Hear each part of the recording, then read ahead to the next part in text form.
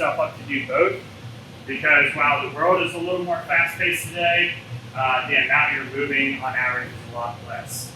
Okay, so 50, 60, 70 years ago, it might not be so important that you have a strict regimented workout plan, because it was likely that you were going to get us to do a lot of moving regardless. You're probably going to have to pick something up, yada yada, et cetera, et cetera.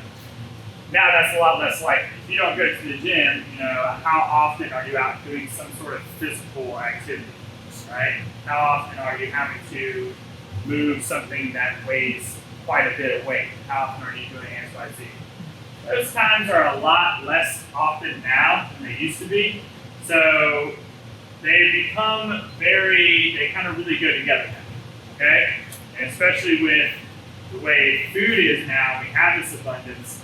We have to be a little bit more mindful of how we're approaching both of those aspects, exercise and nutrition. Okay? So how I like to think of the two, exercise is the catalyst. Okay? You have a burning fire. Okay? Exercise is like every time you exercise, you throw a little bit of gas in the fire.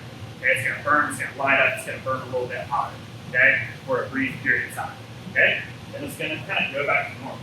Right?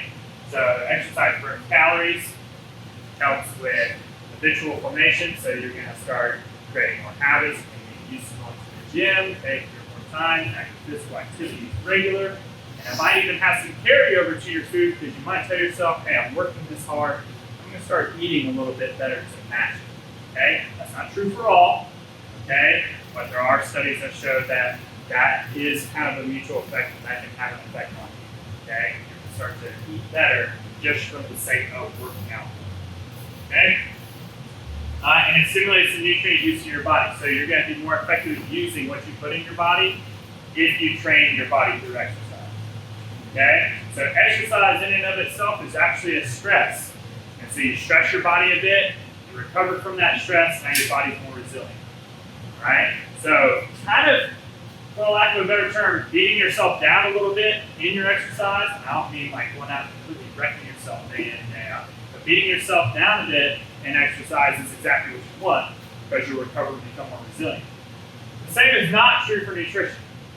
Okay? In nutrition, you beat yourself down by eating poor food choices all the time, all right, and not, or overeating, or the food choices that you are making aren't providing the necessary nutrients for health, all right?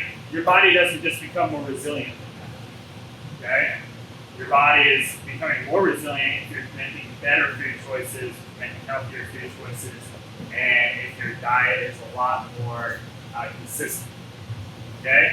So beating yourself up with exercise can be a good thing. You don't want to beat yourself up with nutrition and tell yourself that milkshake just makes you more resilient.